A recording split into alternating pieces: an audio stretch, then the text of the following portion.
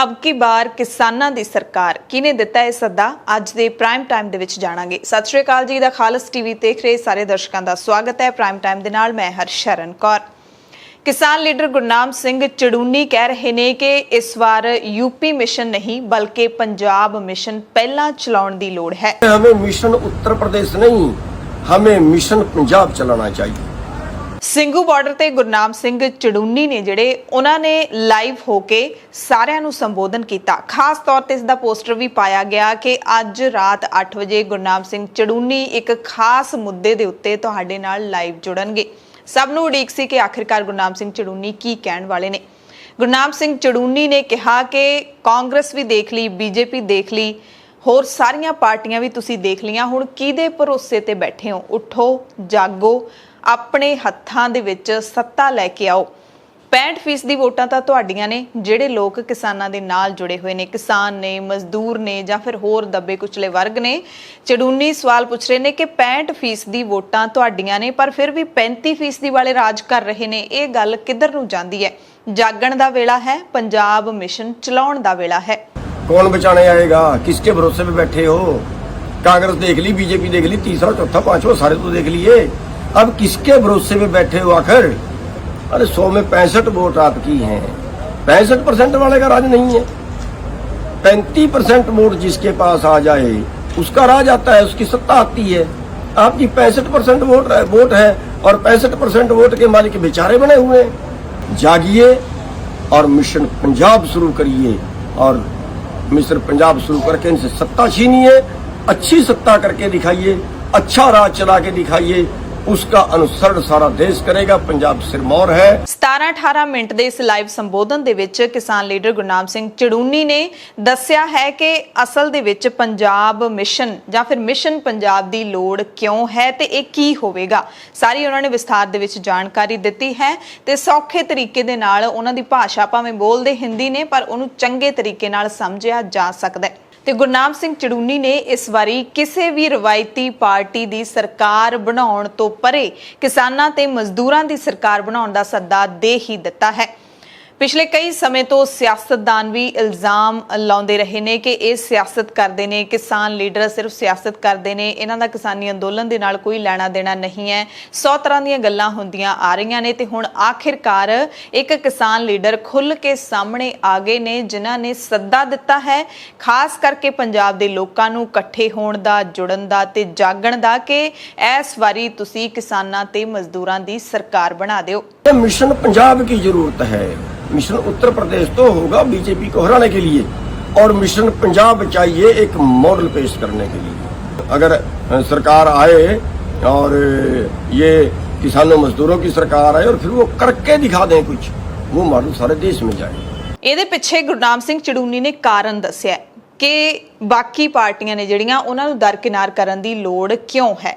ਨਾਲ ਹੀ ਜਿਹੜਾ ਸੰਘਰਸ਼ ਕਿਸਾਨਾਂ ਦਾ ਇਸ ਵਕਤ ਚੱਲ ਰਿਹਾ ਹੈ, ਜਿਹਨੂੰ ਦਿੱਲੀ ਮੋਰਚਿਆਂ ਦੇ ਵਿੱਚ ਤਾਂ 7.5 ਮਹੀਨੇ ਹੋ ਗਏ ਨੇ, ਪੰਜਾਬ ਤੇ ਹਰਿਆਣਾ ਦੇ ਵਿੱਚ ਤਾਂ ਉਦੋਂ ਵੀ ਵੱਧ ਲੰਬਾ ਇਹ ਸੰਘਰਸ਼ ਹੋ ਗਿਆ। ਗੁਰਨਾਮ ਸਿੰਘ ਚੜੂਨੀ ਨੇ ਜਿਹੜੇ ਉਹ ਦੱਸਦੇ ਨੇ ਕਿ ਬੀਜੇਪੀ ਨੂੰ ਤਾਂ ਅਸੀਂ ਹਰਾ ਦਿਆਂਗੇ, ਬੀਜੇਪੀ ਨੂੰ ਹਰਾਉਣ ਦੇ ਪੂਰੀ ਤਰ੍ਹਾਂ ਸਮਰੱਥ ਵੀ ਹੈਗੇ ਆ, ਇਹਦੇ 'ਚ ਕੋਈ ਸ਼ੱਕ ਨਹੀਂ ਹੈ, ਪਰ ਬੀਜੇਪੀ ਨੂੰ ਹਰਾਉਣ ਨਾਲ ਹੋਊਗਾ ਕੀ? ਗੁਰਨਾਮ ਸਿੰਘ ਚੜੂਨੀ ਨੇ ਸਮਝਾਉਣ ਦੀ ਕੋਸ਼ਿਸ਼ ਕੀਤੀ ਹੈ ਕਿ ਪੱਛਮੀ ਬੰਗਾਲ ਦੇ ਵਿੱਚ ਵੀ ਅਸੀਂ ਬੀਜੇਪੀ ਹਰਾਤੀ ਪਰ ਸਾਨੂੰ ਕੀ ਮਿਲਿਆ? ਯੂਪੀ ਮਿਸ਼ਨ ਹੁਣ ਅਸੀਂ ਲੈ ਲਿਆ ਕਿ ਯੂਪੀ ਦੇ ਵਿੱਚ ਅਸੀਂ ਬੀਜੇਪੀ ਨੂੰ ਹਰਾਉਣਾ ਹੈ, ਪਰ ਕੀ ਬੀਜੇਪੀ ਨੂੰ ਹਰਾਉਣ ਦੇ ਨਾਲ ਮਸਲਾ ਹੱਲ ਹੋ ਜਾਊਗਾ? ਕਿਸਾਨਾਂ ਦੀ ਸਮੱਸਿਆ ਦਾ ਹੱਲ ਹੋ ਜਾਊਗਾ? ਇਸ ਨੁਕਤੇ ਨੂੰ ਸਮਝਣ ਦੀ ਲੋੜ ਹੈ। ਚੜੂਨੀ ਨੇ ਹਰਿਆਣਾ ਦੀ ਉਦਾਹਰਨ ਦਿੱਤੀ ਕਿ ਹਰਿਆਣੇ ਦੇ ਵਿੱਚ ਅਸੀਂ ਕਿਸ ਤਰੀਕੇ ਦੇ ਨਾਲ ਜਿਹੜਾ ਹੈਗਾ ਸਰਕਾਰਾਂ ਨੂੰ ਭਾਜੜ ਪਾਈ ਸੀ। ਭਜਨ ਲਾਲ ਦੀ ਸਰਕਾਰ ਹੈ ਜਿਹੜੀ ਉਹ ਡਿੱਗਤੀ ਸੀ, ਮੁੜ ਕੇ ਉਹਦੀ ਸਰਕਾਰ ਨਹੀਂ ਬਣ ਸਕੀ ਤੇ ਉਸ ਤੋਂ ਬਾਅਦ ਹੁਣ ਤੱਕ ਜਿੰਨੀਆਂ ਵੀ ਹਰਿਆਣੇ ਦੇ ਵਿੱਚ ਪਾਰਟੀਆਂ ਆਈਆਂ ਜਿਨ੍ਹਾਂ ਦੀ ਸਰਕਾਰ ਬਣੀ ਉਹਨਾਂ ਨੇ ਆਖਿਰਕਾਰ ਕਿਸਾਨਾਂ ਮਜ਼ਦੂਰਾਂ ਨੂੰ ਤੁਹਾਨੂੰ ਕੀ ਦਿੱਤਾ? ਇਹ ਕਹਿੰਦੇ ਹੋਏ ਚੜੂਨੀ ਨੇ ਤੁਹਾਨੂੰ ਸਭ ਨੂੰ ਸਮਝਾਉਣ ਦੀ ਕੋਸ਼ਿਸ਼ ਕੀਤੀ ਹੈ ਤੇ ਇਹ ਨੁਕਤਾ ਸਮਝਾਉਣ ਦੀ ਖੁੱਲ੍ਹ ਕੇ ਸਮਝਾਉਣ ਦੀ ਕੋਸ਼ਿਸ਼ ਕੀਤੀ ਹੈ ਕਿ ਬੀਜੇਪੀ ਨੂੰ ਹਰਾਉਣ ਦੇ ਨਾਲ ਕੀ ਹੋ ਜਾਊਗਾ। ਜੇ ਤੁਸੀਂ ਬੀਜੇਪੀ ਨੂੰ ਮੁਲਕ ਦੇ ਵਿੱਚੋਂ ਵੀ ਭਜਾ ਦਿਓਗੇ ਤਾਂ ਕੀ ਹੋ ਜਾਊਗਾ? ਯਾਨੀ ਕਿ ਸਿੱਧਾ ਮਤਲਬ ਹੈ ਕਿ ਬੀਜੇਪੀ ਨੂੰ ਹਰਾ ਦੋਗੇ, ਦੂਸਰੀ ਪਾਰਟੀ ਆ ਜਾਊਗੀ, ਪਰ ਜਿੰਨਾ ਚਿਰ ਤੁਸੀਂ ਖੁਦ ਸੱਤਾ ਦੇ ਵਿੱਚ ਨਹੀਂ ਆਓਗੇ ਤਾਂ ਇੱਥੇ ਕੁਝ ਵੀ ਨਹੀਂ ਬਦਲਣ ਵਾਲਾ। बीजेपी को हरा देंगे, बीजेपी की जड़ें उखाड़ देंगे, लेकिन क्या फिर हमारी बात मानी जाएगी? पश्चिमी बंगाल में बीजेपी को हरा दिया तो क्या हमारी बात मानी गई? चलो हम सोचते हैं कि बीजेपी को बिल्कुल देश से बाहर निकाल देंगे, फिर मानी जाएगी। फिर भी क्या गारंटी है कि मानी जाएगी? क्या हम ये सोच सकते हैं कि जिस दिन का बीजेपी आई है उसी दिन से किसान गरीब है, या उसी दिन से गरीब और गरीब होता जा रहा है, अमीर और अमीर होता जा रहा है? अगर हम पिछले 20 साल का इतिहास उठा के देखें तो 3.5 से 4 लाख किसान सुसाइड कर चुके हैं कर्जे की वजह से। 2 लाख के कर्जे में, 1 लाख के कर्जे में किसान आत्महत्या कर गए, और अरबों रुपए के कर्जे में एक भी आदमी आज तक देश में आत्महत्या नहीं की। ये तो बिल्कुल कैपेसिटी रखते हैं, आप बीजेपी की जड़ें उखाड़ दोगे, बिल्कुल उखाड़ दोगे, सच है, कोई इसमें शक वाली बात ही नहीं है। लेकिन अगला आके आपकी बात मानने का ये कौन सी गारंटी है? ਹਰਿਆਣੇ ਦੇ ਇਸ ਕਿਸਾਨ ਲੀਡਰ ਨੇ ਹਰ ਪੱਖ ਨੂੰ ਛੂਹਣ ਦੀ ਕੋਸ਼ਿਸ਼ ਕੀਤੀ ਹੈ। ਕਿਸਾਨਾਂ ਦੇ ਜੋ ਹਾਲਾਤ ਨੇ ਪਿਛਲੇ ਕਈ ਦਹਾਕਿਆਂ ਤੋਂ, ਉਹਨਾਂ ਬਾਰੇ ਵੀ ਇੱਕ ਲਾਈਨ ਦੇ ਵਿੱਚ ਉਹਨਾਂ ਦੀ ਦੁਰਦਸ਼ਾ ਦੱਸਣ ਦੀ ਕੋਸ਼ਿਸ਼ ਕੀਤੀ ਹੈ ਕਿ ਪਿਛਲੇ 20 ਸਾਲਾਂ ਦੇ ਵਿੱਚ 3 ਤੋਂ 4 ਲੱਖ ਕਿਸਾਨ ਖੁਦਕੁਸ਼ੀ ਕਰ ਗਏ ਨੇ, ਤੇ ਇਹਨਾਂ ਖੁਦਕੁਸ਼ੀ ਕਰਨ ਵਾਲੇ ਕਿਸਾਨਾਂ ਦੇ ਵਿੱਚ ਜ਼ਿਆਦਾਤਰ ਉਹ ਕਿਸਾਨ ਨੇ ਜਿਨ੍ਹਾਂ ਦੇ ਸਿਰ ਤੇ ਮਹਿਜ਼ ਸਿਰਫ 1 ਲੱਖ 2 ਲੱਖ ਜਾਂ 5 ਲੱਖ ਤੱਕ ਦਾ ਕਰਜ਼ਾ ਚੜਿਆ ਹੋਇਆ ਸੀ। ਪਰ ਕਿੱਡੀ ਹੈਰਾਨੀ ਦੀ ਗੱਲ ਹੈ ਕਿ ਦੇਸ਼ ਦੇ ਵੱਡੇ ਵੱਡੇ ਉਦਯੋਗਪਤੀ ਨੇ, ਅਜਿਹੇ ਬਹੁਤ ਸਾਰੇ ਬੰਦੇ ਨੇ ਜਿਨ੍ਹਾਂ ਤੇ ਕਰੋੜਾਂ ਰੁਪਏ ਦਾ ਕਰਜ਼ਾ ਹੈ, ਪਰ ਉਹਨਾਂ ਚੋਂ ਕੋਈ ਖੁਦਕੁਸ਼ੀ ਨਹੀਂ ਕਰਦਾ। ਇਹਦਾ ਕੀ ਕਾਰਨ ਹੈ?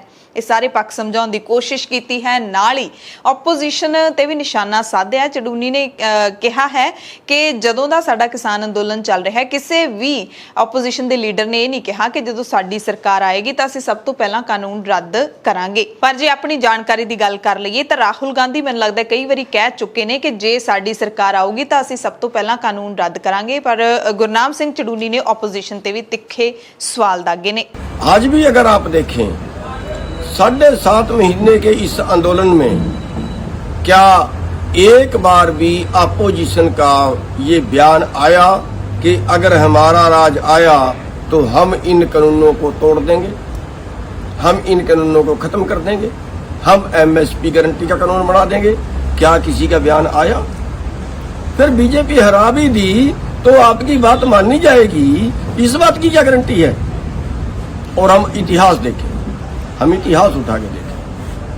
हरियाणा में 1993 में चौधरी भजन लाल की सरकार थी और उसने किसानों पर गोलियां चलाई, नीसे कांड किया, कादमा कांड किया, बहुत से किसानों को गोलियां मारी, बहुत से किसानों ने शहीदियां दी, अपंग हुए, गोलियां लगी। और हमने सोचा कि के जो भजन लाल है उसकी हम हरियाणा से जड़ें उखाड़ दें और उखाड़ दें। आज तक भजन लाल का राज दोबारा नहीं आया, लेकिन भजन लाल का जाने के बाद किसका आया? बंसी लाल का आया।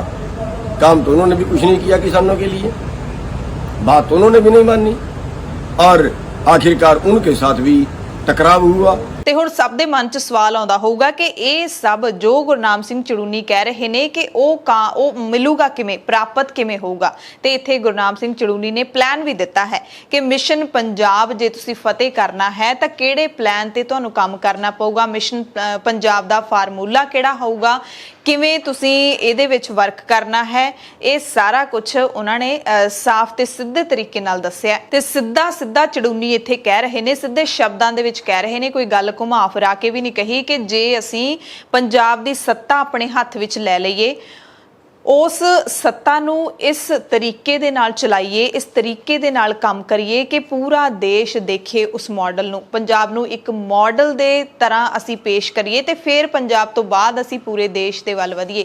ਪਹਿਲਾਂ ਪੰਜਾਬ ਦੀ ਗੱਲ ਕਿਉਂ ਕਰ ਰਹੇ ਨੇ? ਕਿਉਂਕਿ ਚੜੂਨੀ ਮੰਨਦੇ ਨੇ ਕਿ ਪੰਜਾਬ ਇਸ ਅੰਦੋਲਨ ਦਾ ਮੋਢੀ ਹੈ, ਪੰਜਾਬ ਸਭ ਤੋਂ ਪਹਿਲਾਂ ਉੱਠਿਆ ਹੈ ਤੇ ਪੰਜਾਬ ਦੇ ਲੋਕ ਜਾਗਰੂਕ ਨੇ, ਪੰਜਾਬ ਸਿਰਮੌਰ ਹੈ, ਇਸ ਕਰਕੇ ਪੰਜਾਬ ਤੋਂ ਸ਼ੁਰੂਆਤ ਹੋਣੀ ਚਾਹੀਦੀ ਹੈ। ਬਾਕੀ ਸੂਬੇ ਤਾਂ ਉਸ ਤੋਂ ਬਾਅਦ ਅਸੀਂ ਫਤਿਹ ਕਰ ਲਾਂਗੇ, ਪਰ ਪਹਿਲਾਂ ਮਾਡਲ ਪੰਜਾਬ ਦਾ ਦਿਖਾਉਣਾ ਪਏਗਾ, ਸਰਕਾਰ ਚਲਾ ਕੇ ਦਿਖਾਉਣੀ ਪਏਗੀ ਕਿ ਸਰਕਾਰ ਹੁੰਦੀ ਕੀ ਹੈ ਤੇ ਸਿਆਸਤ ਹੁੰਦੀ ਕੀ ਹੈ। अगर हमने व्यवस्था परिवर्तन चाहिए तो फिर हमें एक प्लान बनाना पड़ेगा, बड़े प्लान से काम करना पड़ेगा। प्लान बनाइए मिशन पंजाब। आज पंजाब के जितने संगठन हैं वो इस आंदोलन में बहुत सक्रिय भूमिका निभा रहे हैं, लेकिन अगर वो पंजाब में चुनाव में उतर जाएं और पंजाब की सत्ता अपने हाथ में ले लें, अगर हम पूरे सभी लोग लगे पंजाब के अंदर और पंजाब की सत्ता अपने हाथ में ले लें और पंजाब में कुछ बदल के दिखा दें।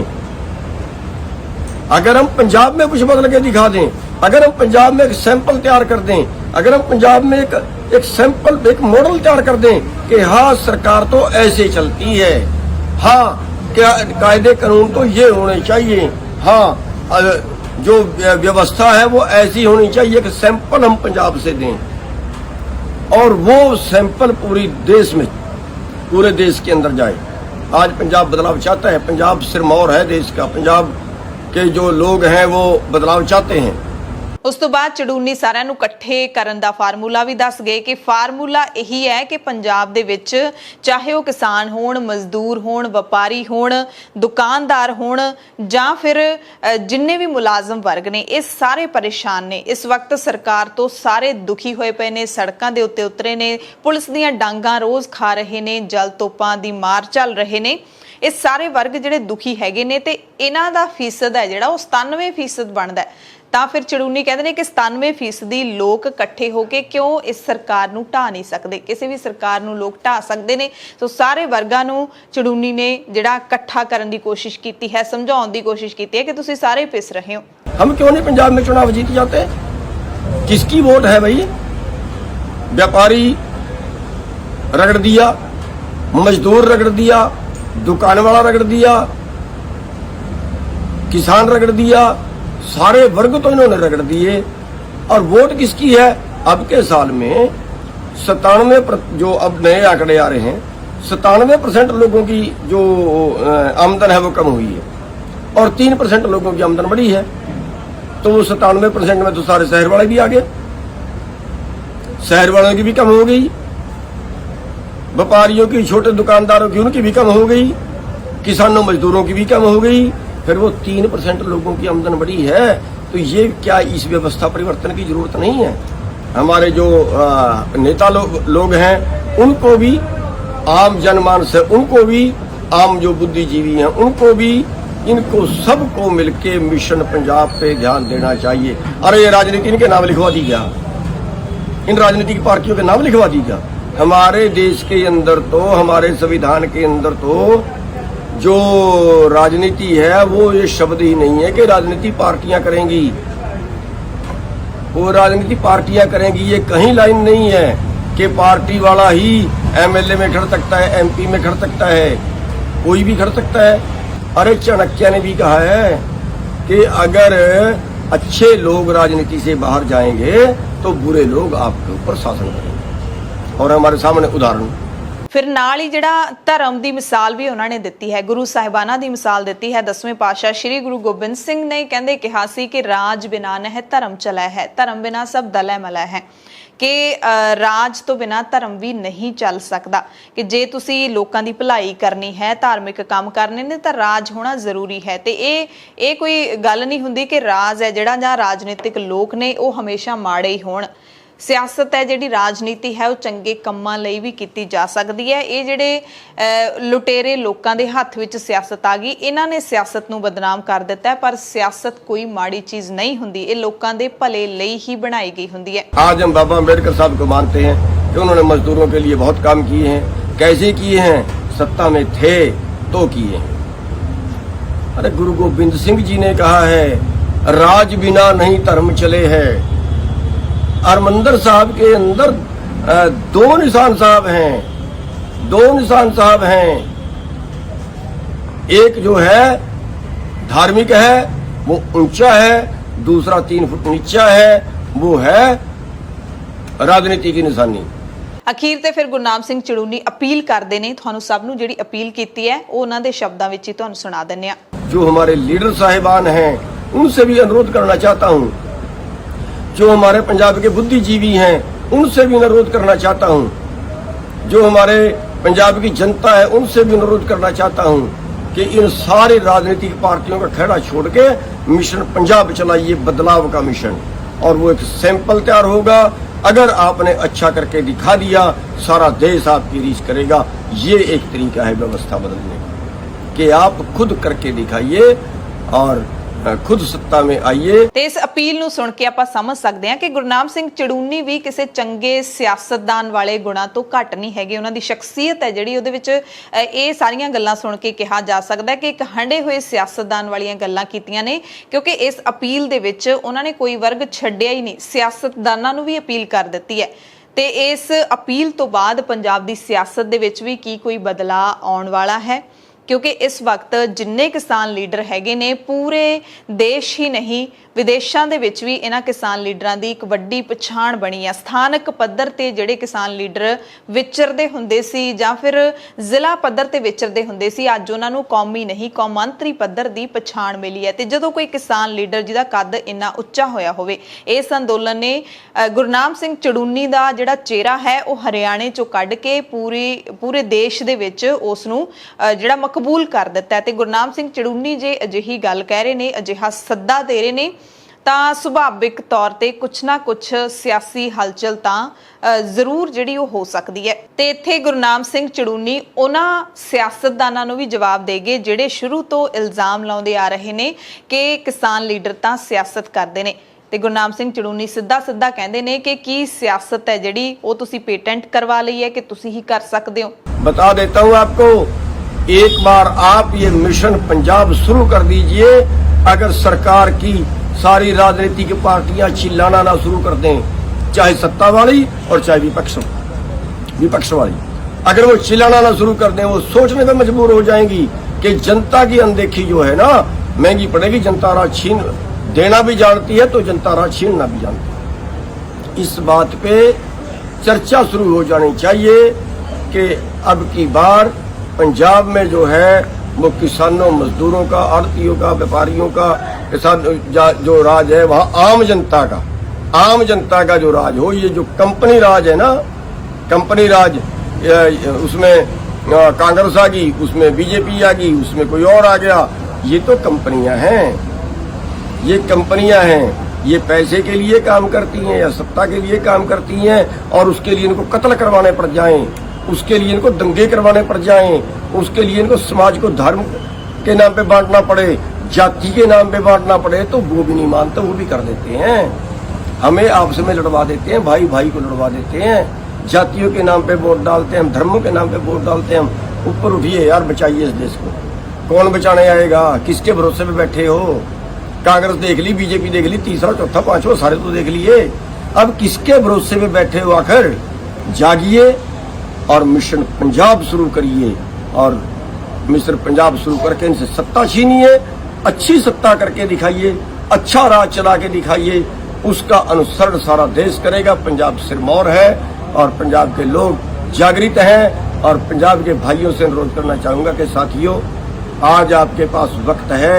अगर आपने ये वक्त निकाल दिया, कितने साल पीछे जाओगे। ਸੋ ਗੁਰਨਾਮ ਸਿੰਘ ਚੜੂਨੀ ਦਾ ਜਿਹੜਾ ਇਹ ਭਾਸ਼ਣ ਹੈ, ਜਿਹੜਾ ਇਹ ਸੰਬੋਧਨ ਹੈ, ਇਸ ਨੂੰ ਸੁਣ ਕੇ ਤੁਸੀਂ ਕੀ ਸੋਚਦੇ ਹੋ? ਤੁਸੀਂ ਆਪਣੇ ਸੁਝਾਅ ਨੇ ਜਿਹੜੇ ਉਹ ਜ਼ਰੂਰ ਦਿਓ ਕਮੈਂਟ ਬਾਕਸ ਦੇ ਵਿੱਚ ਜਾ ਕੇ। ਪਰ ਇਹ ਇੱਕ ਵੱਖਰੀ ਗੱਲ ਸੀ, ਕਿਉਂਕਿ ਆਮ ਤੌਰ ਤੇ ਜਦੋਂ ਵੀ ਕਿਸਾਨ ਲੀਡਰ ਲੋਕਾਂ ਦੇ ਰੂਬਰੂ ਹੁੰਦੇ ਨੇ, ਚਾਹੇ ਉਹ ਸਟੇਜ ਤੋਂ ਬੋਲਣ, ਚਾਹੇ ਉਹ ਪ੍ਰੈਸ ਕਾਨਫਰੰਸ ਕਰਨ, ਜਾਂ ਫਿਰ ਆਪਣੇ ਸੋਸ਼ਲ ਮੀਡੀਆ ਪੇਜ ਤੋਂ ਨਿੱਜੀ ਤੌਰ ਤੇ ਉਹ ਲਾਈਵ ਕਰਨ, ਤਕਰੀਬਨ ਕਿਸਾਨਾਂ ਦੇ ਸੰਘਰਸ਼ ਨੂੰ ਅੱਗੇ ਵਧਾਉਣ ਦੀ ਗੱਲ ਹੁੰਦੀ ਹੈ। ਸੰਘਰਸ਼ ਦੇ ਵਿੱਚ ਕੁਝ ਨਵਾਂ ਉਲੀਕਿਆ ਹੁੰਦਾ ਹੈ, ਉਹਦੀ ਜਾਣਕਾਰੀ ਦੇਣ ਦੀ ਲੋੜ ਹੁੰਦੀ ਹੈ। ਹੁਣ ਤੱਕ ਵੱਡੇ ਜਿਹੜੇ ਕਿਸਾਨ ਲੀਡਰ ਹੈਗੇ ਨੇ, ਬਲਵੀਰ ਸਿੰਘ ਰਾਜੇਵਾਲ ਜਾਂ ਫਿਰ ਹੋਰ ਜਿਹੜੇ ਕਿਸਾਨ ਲੀਡਰ ਨੇ, ਉਹ ਇਹੀ ਕਹਿੰਦੇ ਰਹੇ ਨੇ ਕਿ ਅਸੀਂ ਸਿਆਸਤ ਦੇ ਵਿੱਚ ਨਹੀਂ ਜਾਣਾ, ਪਰ ਅਸੀਂ ਬੀਜੇਪੀ ਨੂੰ ਇਸ ਦੇਸ਼ ਦੇ ਵਿੱਚੋਂ ਭਜਾ ਕੇ ਹਟਾਂਗੇ। ਅਸੀਂ ਸਾਰੇ ਸੂਬਿਆਂ ਦੇ ਵਿੱਚੋਂ ਬੀਜੇਪੀ ਦੀ ਸੱਤਾ ਜਿਹੜੀ ਹੈ ਉਹ ਅਸੀਂ ਲਾ ਕੇ ਹਟਾਂਗੇ। ਇਹ ਸਾਡਾ ਮਿਸ਼ਨ ਹੈ, ਇਹ ਹਮੇਸ਼ਾ ਕਹਿੰਦੇ ਰਹੇ ਨੇ। ਪਰ ਹਾਲੇ ਤੱਕ ਇਹ ਨਹੀਂ ਸੀ ਕਿਹਾ ਕਿ ਕਿਸਾਨਾਂ ਨੂੰ ਸਿਆਸਤ ਦੇ ਵਿੱਚ ਆਉਣਾ ਚਾਹੀਦਾ ਹੈ। ਆਮ ਲੋਕਾਂ ਦੀ ਜੇ ਗੱਲ ਮੰਨ ਲਈਏ ਜਾਂ ਧਰਨੇ ਤੇ ਬੈਠੇ ਕਿਸਾਨਾਂ ਦੀ, ਜਦੋਂ ਅਸੀਂ ਰਿਪੋਰਟਿੰਗ ਤੇ ਜਾਂਦੇ ਹਾਂ ਤਾਂ ਕਈ ਵਾਰੀ ਕਿਸਾਨ ਇਹ ਮੰਗ ਕਰ ਚੁੱਕੇ ਨੇ ਕਿ ਕਿਸਾਨਾਂ ਦੀ ਪਾਰਟੀ ਬਣਨੀ ਚਾਹੀਦੀ ਹੈ। ਅਸੀਂ ਸਾਰੀਆਂ ਪਾਰਟੀਆਂ ਨੂੰ ਨਕਾਰ ਚੁੱਕੇ ਹਾਂ, ਕੋਈ ਪਾਰਟੀ ਸਾਡੇ ਲਈ ਕੁਝ ਨਹੀਂ ਕਰਦੀ। ਸਾਰੀਆਂ ਸਿਆਸੀ ਪਾਰਟੀਆਂ ਨੂੰ ਅਸੀਂ ਦੇਖ ਲਿਆ, ਸਾਰੀਆਂ ਨੇ ਸਾਨੂੰ ਖਾਧਾ ਹੈ, ਸਾਨੂੰ ਕੋਈ ਹੱਕ ਨਹੀਂ ਦਿੱਤੇ, ਤਾਂ ਅਸੀਂ ਇਸ ਵਾਰੀ ਕਿਸੇ ਪਾਰਟੀ ਨੂੰ ਵੀ ਵੋਟਾਂ ਨਹੀਂ ਪਾਵਾਂਗੇ। ਤਾਂ ਸਵਾਲ ਇਹ ਉੱਠਦਾ ਸੀ ਕਿ ਆਖਿਰਕਾਰ ਕਿਸਾਨ ਜਾਣਗੇ ਕਿਹੜੀ ਪਾਰਟੀ ਵੱਲ? ਸਾਰੀਆਂ ਪਾਰਟੀਆਂ ਦਾ ਵਿਰੋਧ ਅੱਜ ਪੰਜਾਬ ਦੇ ਵਿੱਚ ਹੋ ਰਿਹਾ ਹੈ। ਪਹਿਲਾਂ ਕੱਲੇ ਬੀਜੇਪੀ ਲੀਡਰਾਂ ਦਾ ਹੁੰਦਾ ਸੀ, ਹੁਣ ਤੁਸੀਂ ਦੇਖ ਸਕਦੇ ਹੋ। ਮਿਸਾਲ ਹੈ ਕਿ ਕਾਂਗਰਸ ਦੇ ਜਿਹੜੇ ਮੌਜੂਦਾ ਮੰਤਰੀ ਹੈਗੇ ਨੇ, ਉਹਨਾਂ ਦਾ ਵੀ ਵਿਰੋਧ ਕਈ ਥਾਈਂ ਹੋ ਚੁੱਕਿਆ ਹੈ। ਅਕਾਲੀ ਦਲ ਦੇ ਕਈ ਲੀਡਰਾਂ ਦਾ ਵਿਰੋਧ ਹੋ ਚੁੱਕਿਆ ਹੈ। ਆਮ ਆਦਮੀ ਪਾਰਟੀ ਹਾਲੇ ਤੱਕ ਬਚੀ ਹੋਈ ਹੈ, ਪਰ ਤਕਰੀਬਨ ਆਪਾਂ ਦੇਖ ਲਈਏ ਕਿ ਸਾਰੀਆਂ ਸਿਆਸੀ ਪਾਰਟੀਆਂ ਤੋਂ ਕਿਸਾਨਾਂ ਦਾ, ਲੋਕਾਂ ਦਾ ਮਨ ਹੈ ਜਿਹੜਾ ਉਹ ਖੱਟਾ ਹੋ ਚੁੱਕਿਆ ਹੈ। ਸੋ ਚੜੂੰਨੀ ਨੇ ਜਿਹੜਾ ਇਹ ਕਹਿੰਦੇ ਹੋਏ ਸੱਦਾ ਦਿੱਤਾ ਹੈ ਕਿ ਪੰਜਾਬ ਸਿਰਮੌਰ ਹੈ, ਪੰਜਾਬ ਦੇ ਲੋਕ ਜਾਗਰੂਕ ਨੇ ਤੇ ਹੁਣ ਸਿਰਫ ਤੁਹਾਨੂੰ ਉੱਠਣ ਦੀ ਲੋੜ ਹੈ। ਤੁਸੀਂ ਪਹਿਲਾਂ ਇੱਕ ਇੰਨਾ ਵੱਡਾ ਸੰਘਰਸ਼ ਜਿਹੜਾ ਸ਼ੁਰੂ ਕਰ ਦਿੱਤਾ ਹੈ ਤੇ ਜਿਸ ਦੀ ਪੂਰੀ ਦੁਨੀਆ ਦੇ ਵਿੱਚ ਚਰਚਾ ਹੋ ਰਹੀ ਹੈ, ਤਾਂ ਪੰਜਾਬ ਨੂੰ ਜਿੱਤਣਾ ਤੁਹਾਡੇ ਲਈ ਕਿੰਨਾ ਕੁ ਔਖਾ ਹੈ। ਕੋਈ ਔਖੀ ਗੱਲ ਨਹੀਂ ਹੈ, ਸਿਰਫ ਤੁਹਾਡੇ ਇੱਕ ਪ੍ਰਣ ਲੈਣ ਦੀ ਲੋੜ ਹੈ। ਸੋ ਚੜੂੰਨੀ ਨੇ ਜਿਹੜਾ ਇਹ ਹਲੂਣਾ ਦਿੱਤਾ ਹੈ ਕਿ ਇਹਦੇ ਨਾਲ ਪੰਜਾਬ ਦੀ ਸਿਆਸਤ ਦੇ ਵਿੱਚ ਕੋਈ ਹਲਚਲ ਹੋਊਗੀ ਜਾਂ ਫਿਰ ਪੰਜਾਬ ਦੇ ਵਿੱਚ ਕੋਈ ਨਵੀਂ ਲਹਿਰ ਉੱਠੂਗੀ, ਪੰਜਾਬ ਜਾਗੂਗਾ। ਕਿਉਂਕਿ ਪਿਛਲੇ ਦਿਨੀ ਅਸੀਂ ਜਦੋਂ ਸਿੰਘੂ ਬਾਰਡਰ ਤੇ ਗਏ ਸੀ ਤਾਂ ਹਰਿਆਣੇ ਦੇ ਜਿਹੜੇ ਕਿਸਾਨ ਨੇ ਉਹਨਾਂ ਨੇ ਬੜੇ ਹੀ ਜ਼ੋਰ ਸ਼ੋਰ ਦੇ ਨਾਲ ਇਹ ਮੰਗ ਚੁੱਕੀ ਸੀ ਕਿ ਅਸੀਂ ਚਾਹੁੰਦੇ ਹਾਂ ਕਿਸਾਨਾਂ ਦੀ ਆਪਣੀ ਪਾਰਟੀ ਬਣੇ, ਕਿਸਾਨਾਂ ਨੂੰ ਹੁਣ ਫੈਸਲਾ ਲੈ ਲੈਣਾ ਚਾਹੀਦਾ ਹੈ। ਉਹੀ ਗੱਲ ਅੱਜ ਚੜੂੰਨੀ ਕਹਿ ਰਹੇ ਨੇ ਕਿ ਹੁਣ ਕਿਹਦੇ ਭਰੋਸੇ ਤੇ ਬੈਠੇ ਹੋ, ਉੱਠੋ ਜਾਗੋ, ਆਪਣੇ ਹੱਥ ਦੇ ਵਿੱਚ ਸੱਤਾ ਲਓ। ਸੋ ਗੁਰਨਾਮ ਸਿੰਘ ਚੜੂੰਨੀ ਦਾ ਜਿਹੜਾ ਇਹ ਸੰਬੋਧਨ ਹੈ ਕੀ ਕੁਝ ਬਦਲਾਅ ਲਿਆਉਂਦਾ ਹੈ, ਇਹ ਵੀ ਦੇਖਣਾ ਕਾਫੀ ਅਹਿਮ ਰਹੇਗਾ ਤੇ ਇਹਦੀ ਚਰਚਾ ਜ਼ਰੂਰ ਹੋਣ ਲੱਗ ਪਈ ਹੈ। ਬਾਕੀ ਕਿਸਾਨ ਲੀਡਰਾਂ ਦਾ ਕੀ ਇਸ ਤੇ ਰੁਖ ਰਹਿੰਦਾ ਹੈ, ਕਿਉਂਕਿ ਕੋਈ ਵੀ ਕਿਸਾਨ ਲੀਡਰ ਜਦੋਂ ਇੱਕ ਵੱਖਰਾ ਬਿਆਨ ਦਿੰਦਾ ਹੈ ਤਾਂ ਦੂਸਰਿਆਂ ਦਾ ਪ੍ਰਤੀਕਰਮ ਜ਼ਰੂਰ ਆਉਂਦਾ ਹੈ ਕਿ ਉਹ ਵੀ ਹਾਂ ਦੇ ਵਿੱਚ ਹਾਂ ਮਿਲਾਉਣਗੇ ਜਾਂ ਕੀ ਇਹ ਪੂਰੇ ਪਲਾਨ ਦੇ ਨਾਲ ਕੀਤਾ ਜਾ ਰਿਹਾ ਹੈ। ਸਾਰੇ ਕਿਸਾਨ ਲੀਡਰ ਇਸ ਦੇ ਨਾਲ ਸਹਿਮਤ ਨੇ ਕਿ ਗੁਰਨਾਮ ਸਿੰਘ ਚੜੂੰਨੀ ਪਹਿਲਾਂ ਸੱਦਾ ਦੇਣਗੇ, ਉਸ ਤੋਂ ਬਾਅਦ ਫਿਰ ਇੱਕ ਲਹਿਰ ਦੇ ਵਾਂਗੂ ਕੋਈ ਨਵਾਂ ਪ੍ਰੋਗਰਾਮ ਹੈ ਜਿਹੜਾ ਉਹ ਵੀ ਉਲੀਕਿਆ ਜਾਊਗਾ। ਸੋ ਬਾਕੀ ਕਿਸਾਨ ਲੀਡਰਾਂ ਦੇ ਪ੍ਰਤੀਕਰਮ ਦੀ ਜ਼ਰੂਰ ਉਡੀਕ ਰਹੂਗੀ। ਤੁਹਾਡੀ ਕੀ ਰਾਏ ਹੈ? ਤੁਸੀਂ ਆਪਣੀ ਰਾਏ ਜ਼ਰੂਰ ਦੱਸਿਓ। ਧੰਨਵਾਦ।